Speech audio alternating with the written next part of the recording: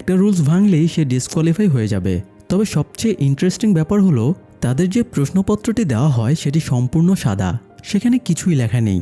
আবার রুলস অনুযায়ী তারা পরিদর্শককে কিছু জিজ্ঞাসা করতে পারবে না। তাহলে তারা কিভাবে পরীক্ষা দেবে? কি রহস্য লুকিয়ে আছে এই পরীক্ষার মাঝে? আসুন এক অদ্ভুত পরীক্ষার অভিজ্ঞতা নিয়ে আসি। একটি বিলিয়নিয়ার কোম্পানিতে চাকরির জন্য পরীক্ষা দিতে যায় 8 জন ক্যান্ডিডেট। তাদেরকে একটা বদ্ধ রুমে নিয়ে যাওয়া হয়। রুমে 8টি ডেস্ক এবং প্রতিটি ডেস্কে একটি করে পেপার এবং পেন্সিল রাখা ছিল। পেপারের উপরে ক্যান্ডিডেট নম্বর লেখা ছিল।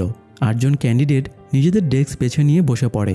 তখন একজন অস্ত্রসহ গার্ড এবং একজন পরীক্ষা পরিদর্শক রুমে ঢোকে। পরিদর্শক তাদের সবাইকে পরীক্ষার নিয়মগুলো বুঝিয়ে দিতে শুরু করে। পরিদর্শক জানায়, তোমাদের সামনে শুধু একটা প্রশ্ন আছে, যার শুধু একটি উত্তর হবে।